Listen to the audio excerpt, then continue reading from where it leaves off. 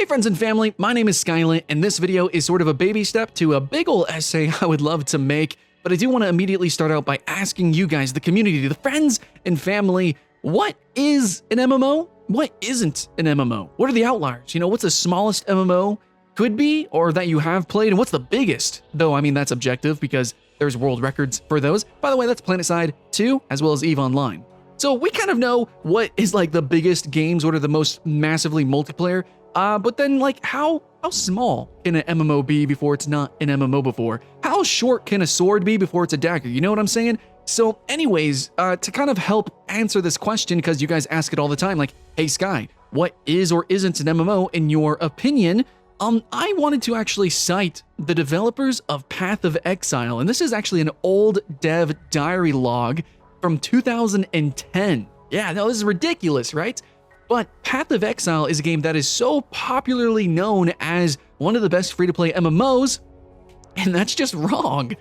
They themselves are actually stating why we hate being called an MMORPG. And before I read this, I just want to clarify some things. An MMO is a distinct game genre. As well, MMO or MMORPG, they are basically, it's like a square rectangle situation. So an MMO doesn't just mean a popular online game, and an MMORPG is just an MMO that is also an RPG. There's also MMO FPS, such as PlanetSide, and there's probably MMO RTSs out there. I haven't really found a true one. That's a big thing. There's a lot of games that say they're RTSs and they're not real-time strategy games. Anyways, so here we go, guys. I'm gonna read out why Path of Exile hates being called MMORPGs, despite it being incredibly popular, being a great action RPG as well, and being an online game with hub towns, with open instances that you can actually have players come into. So even though it has these seemingly, you know, you would associate it maybe with a online or MMO online game, and especially it has RPG mechanics,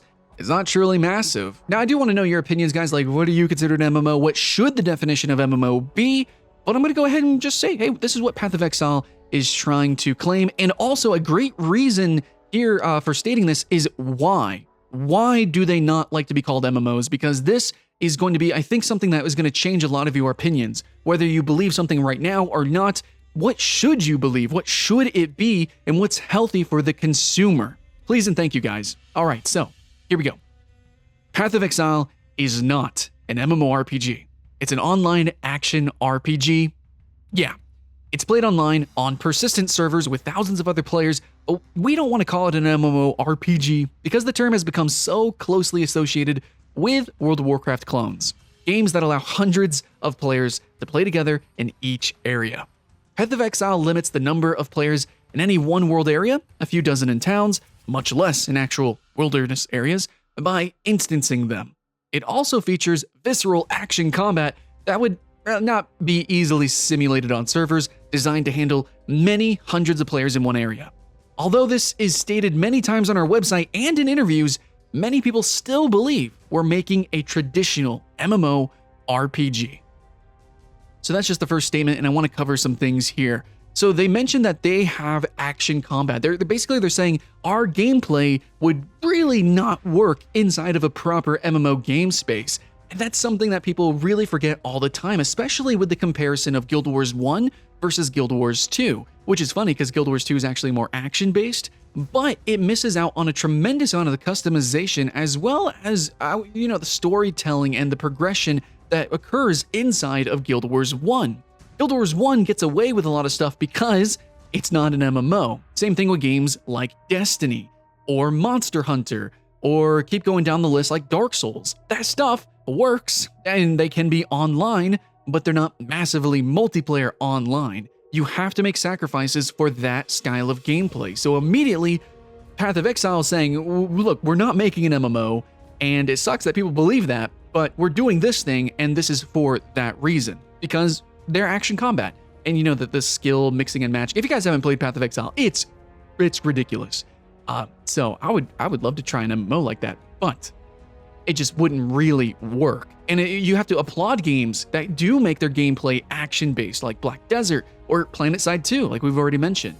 So it's really, really hard, though. PlanetSide 2 doesn't feel as good as Overwatch. No, absolutely not.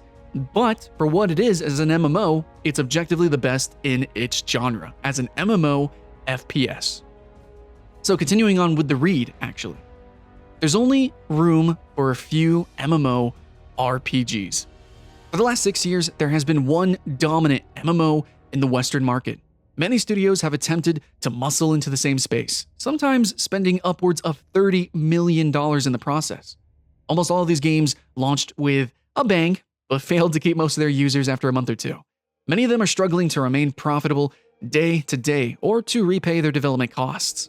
The reason for this is clear. Their launch content is unable to match the level of development and polish that World of Warcraft has had by now, and players are unwilling to pay for more than one subscription at once. There are major technical and business challenges that must be solved when developing an MMORPG that we literally cannot afford to deal with. As a small indie studio, we need to deliver a compelling online RPG experience for a tiny fraction of the budget of a typical MMORPG. Where possible, we try to make design decisions that mitigate these costs and risks while making the most action-packed game possible. This article contains some generalizations about how we see the world, the challenges of making Path of Exile, and our response. So here at the end of this section, basically the way I feel is kind of similar personally. So for me, a couple of reasons why I didn't just make an MMO, despite I think a lot of you guys have dreamed of making an MMO. I actually went to school for game design, and obviously I was like, I'm going to design an MMO. But the main hurdle is definitely cost. And while I'm a big fan of small, indie little MMOs such as Realm of the Mad God, and I'm actually about to look at one called Stein, I've checked out tons of browser MMOs, still the server costs, just that alone, actually running a persistent online game, the server costs. And hey, Path of Exile is still a persistent online game, but you have to realize the cost involved of having servers that run all of those players interacting all together is gonna be hefty. That's gonna be some serious stuff. And then the moderators for all that, and look, there's money, okay? Like MMOs, maybe you could make a cheap MMO. Still, a cheap MMO is gonna be kind of an expensive game, relatively. So simple as that, really. Now you're also gonna notice they name drop World of Warcraft a lot, because in 2010, that shit was hype, and it still pretty much is. But we actually have seen some games muscle their way in, even direct competitors such as Final Fantasy XIV. So not impossible, but for a small indie team to make a game like that, it's pretty rare. Funny enough, an action RPG actually has become an MMO that is doing pretty well, albeit online. So there is space, I will kind of contest. There is space for MMORPGs, but you have to be a pretty unique genre, you have to be very different, and at the same time, here's one last point. There really is only so many players, and we all compete, not just with MMOs, but with other forms of entertainment as well and other genres of games. So making an MMO, you do kind of need a lot of players. And if everyone is trying to just make a big popular MMO, you're going to end up actually with some games with 0 players, and you might feel very familiar with that, depending on some games. Some games just had dropped off the face of the planet, just like the devs of Path of Exile said, and that was 10 years ago. How many MMOs have just died since then? So many. So there is only so much room for MMOs because MMOs need so many players to even function. And that's a huge problem. Now, Path of Exile now doesn't have that problem, but I mean, it could have. And it could have actually spelled doom for the company. So yeah, continuing on. Massively multiplayer. But you can't play with everyone? Question mark? One of the main selling points of an MMORPG, and something that seemed impossibly cool back in 1999, was that many hundreds of players could gather in the same area and all see each other's actions in real time. Despite how technically difficult this is to implement, most online games want the massively multiplayer title so much that they invest in the necessary infrastructure to make it happen. MMORPGs are very sensitive to population levels. If the game has too few players, it begins to feel like a ghost town. The MMO experience relies on the player being able to encounter other players as they explore the world, both for questing or PvP shenanigans. If player levels stay low for a while, server merges are required, confusing the players and damaging the game economy. Population levels are too high, maybe the world has to be sharded into many concurrent versions of the same world, housed on different servers. Some MMORPGs have many such shards. which means that two arbitrary players who first meet outside the game are unlikely to both play on the same server. This is a major problem for many players. They can run around with hundreds of other people, but only the people who happen to pick their server? They have limited options to play with people from other servers, such as World of Warcraft battlegroups. Because Path of Exile uses instancing for all areas, including towns at higher population cap than the wilderness, there is no technical restriction on the number of players that can be playing concurrently on a server cluster. If it starts to get overloaded, more servers can be easily added in parallel. We're planning to only shard our servers for major geographical locations, America or Europe, for example, and this means that regardless of the number of players in America, they can play together if they choose to. Another advantage of using instancing is that if the player population is relatively low, on Christmas Day, for example, there are still regular numbers of players per instance, just fewer instances running concurrently. Players don't feel the ghost town effect so strongly when their instances are full.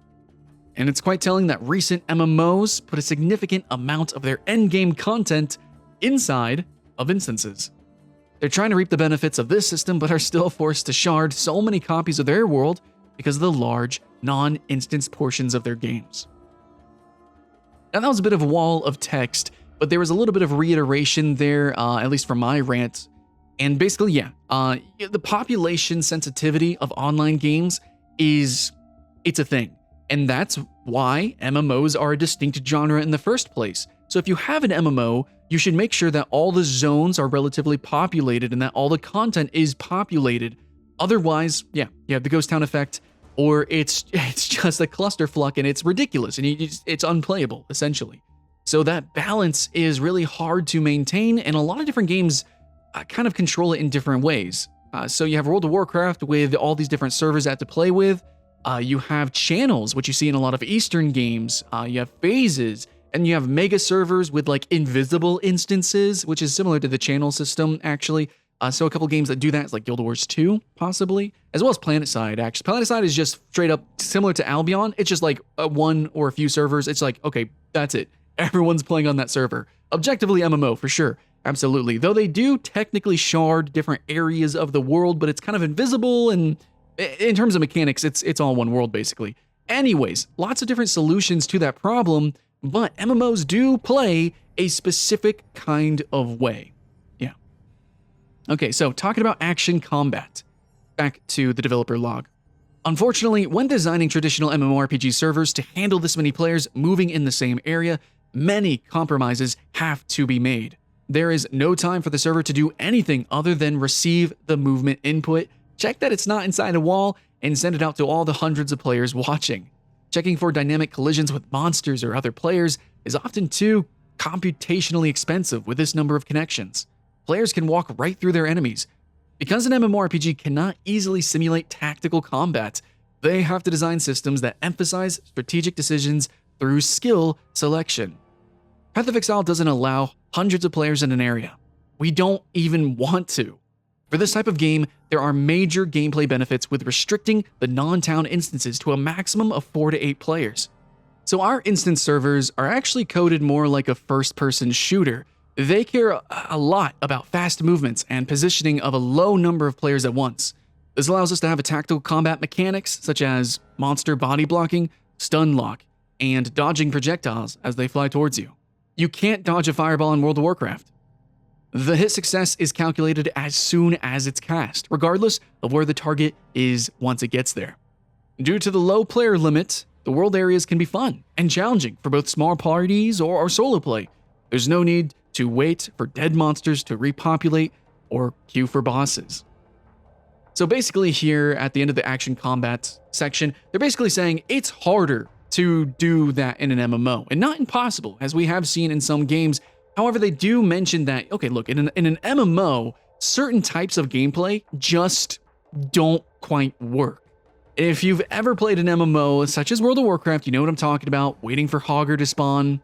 Or if you're playing Guild Wars 2, yeah, seeing all those people, in one area is really cool, but what if you didn't want that experience? What if you wanted to run and do something solo? Or also talking about challenge. Sometimes something is really easy if a bunch of players are all together. Sometimes it's far, far too hard. Again, Guild Wars 2 with the elite monsters. Oh my god, that can definitely happen. So a more balanced playstyle for really a larger array of different kind of players works in this kind of game just by having a smaller player limit.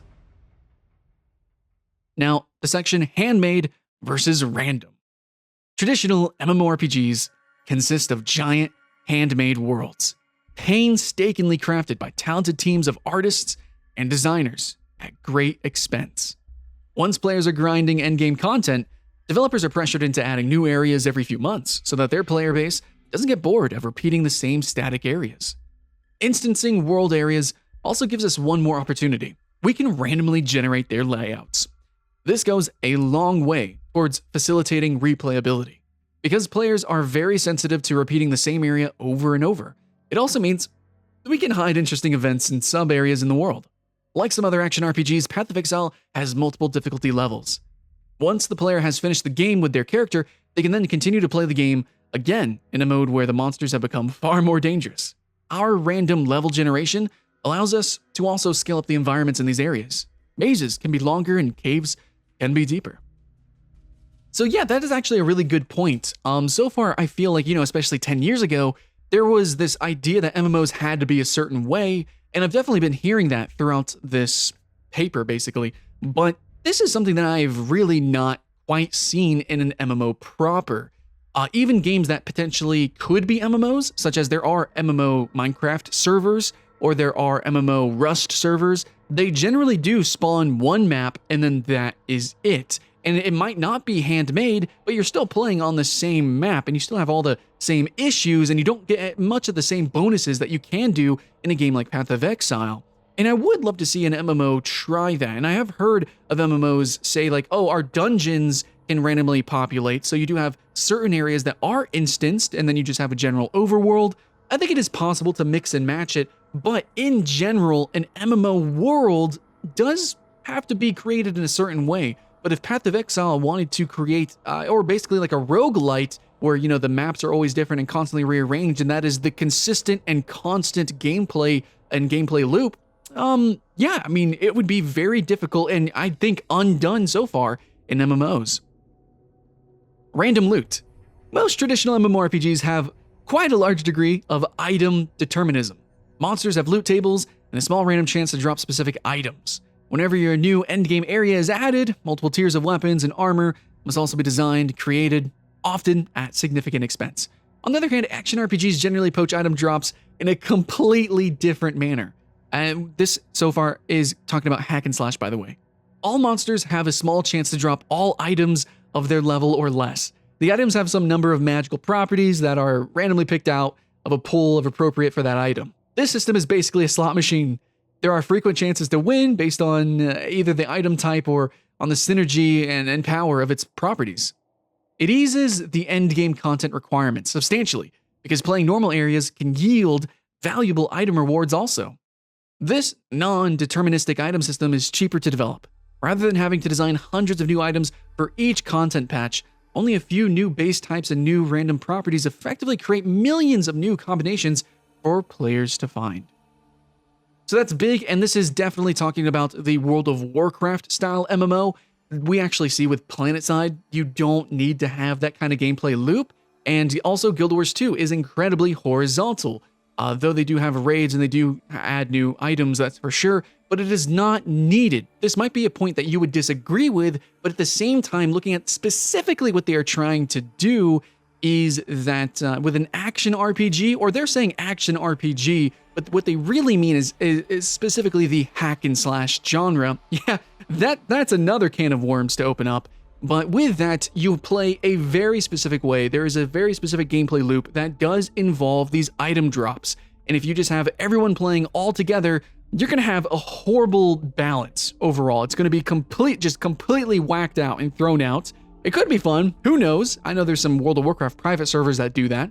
But overall, it would just be more difficult. And again, small team, it's cheaper to develop, and it's overall a very interesting aspect. And it can make just playing and replaying the game a lot more fun than kind of what we get, in the generic MMO. Now, the next part of this developer diary is business risks, which I'm actually going to mostly skip over because they've kind of just like been hinting at it, teasing it, and every other point, essentially. It's like, yeah, MMOs cost a lot, servers and stuff and things, and overall, the gameplay would just be, it would be really expensive to make the game we want to make, but with lots of players, it would just, no, that's hard, okay. Anyways, but there's a really funny part that I want to actually point out with a little bit of like hypocrisy, actually, or it's incredibly possible that the Path of Exile developers aren't that well versed in the full scope of MMOs. But here, I'm going to mention this, and I think you guys will get a smile out of it, at least if you share the same opinion as me. So anyways, this is what they say. Basically, ArenaNet, they're comparing certain MMOs, like they're just talking about their microtransactions, and they're saying ArenaNet Guild Wars had great success with just a box copy purchase and no monthly fees. Nexon's MapleStory made a small fortune by supplying the game for free and just selling microtransactions. And here, part of the business risks section, they're basically like saying, oh, these MMOs, the way they did it, it worked out for them. We want to do it differently. But they do mention, though, that both these games are instanced-based. And so it's kind of weird that they kind of are referencing these as MMOs, because even at the same time, they're like, it's worth noting that neither of these games are traditional EverQuest-style MMORPGs.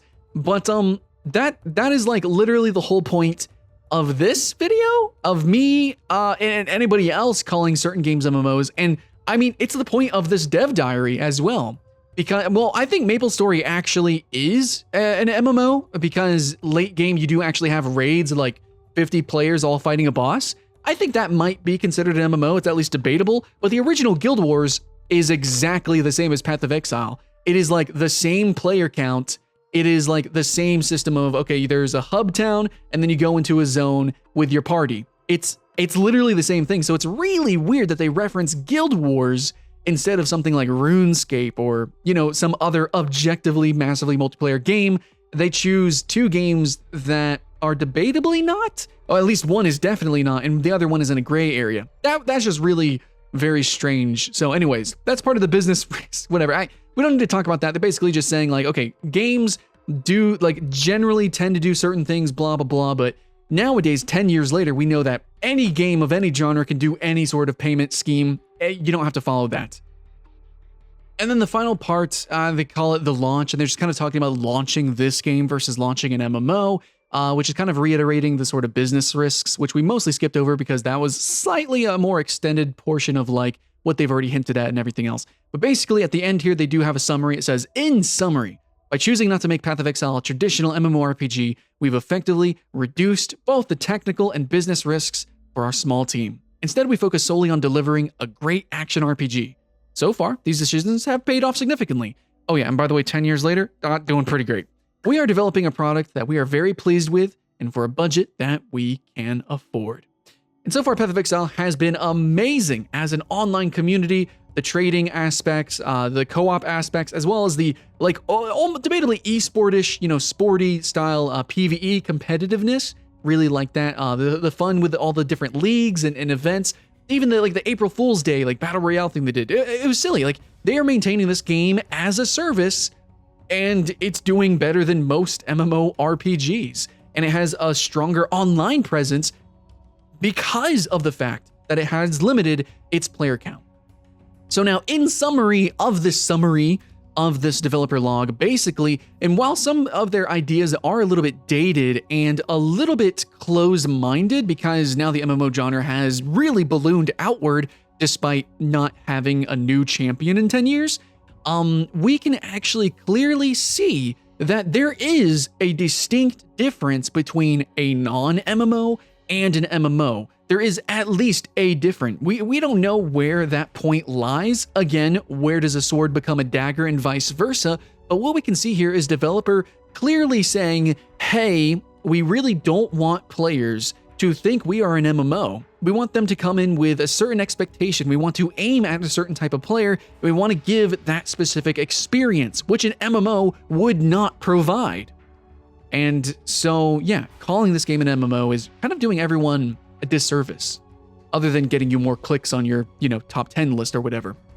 The Path of Exile is a great game, and all these other MMOs, even though they might have some bits and pieces here that aren't as actiony as Path of Exile, such as Albion Online, they're also great because they're MMOs. They have those special features kind of replaced, and that's okay too. There's nothing sort of negative with saying that's not an MMO or this is an MMO. some people really put like a personal sort of stake in that. And I am just putting a stake in the fact that we just have clear definitions. It's just a consumer-friendly thing to have. It's why we even do that. And at the same time, guys, I just want to be clear moving forward whenever I do list videos. When I call a game an MMO, I mean it. I definitely mean it. So how do we answer what is an MMO? That's going to be difficult. And we're going to need subsequent videos and citation for that. But for this video, I wanted to take it from the heart of a developer 10 years ago, and with a developer, small team that had a very hyper focus, and obviously maybe even debatably a little bit of hypocrisy inside of the citation, but I think that really just shows the atmosphere and the environment of this whole thing. But you can clearly see, hey, we're not an MMO. That's what the developer said. The developer said that an MMO really is a specific experience. It is, that feeling of massive number of players playing in real time together. That is an MMO. But obviously that's pretty vague, and I got another video coming, but Path of Exile is not an MMO. And if Path of Exile is not an MMO, then any game that follows the same sort of formula of Path of Exile obviously is not. That's going to be games like Monster Hunter. That is specifically games like Warframe. That is going to be games like Guild Wars 1. And so on and so forth. But there are games that blend some rules that almost break the rules. And of course, there are games that seemingly are MMOs, but then they have somewhat severe player limit caps in certain areas. And then you could even debate, it's like, well, is World of Warcraft even an MMO if all you do is just run the dungeons? Hub towns don't make an MMO. Just having open instances don't even make an MMO. There is a number, there is a player count, there is a general feel and gameplay loop that makes an MMO. But then further definitions of that, that's where it gets, wibbly wobbly. So do want to know your thoughts and feelings, and I'm going to be putting them all together, spinning it up, finding citation, and slapping down my essay coming soon of what is an MMO. But I think this video, from the heart and soul of the developers of one of the most popular online games, is probably the most popular game that is often considered an MMORPG, saying, hey, we're not an MMORPG, cut that shit out.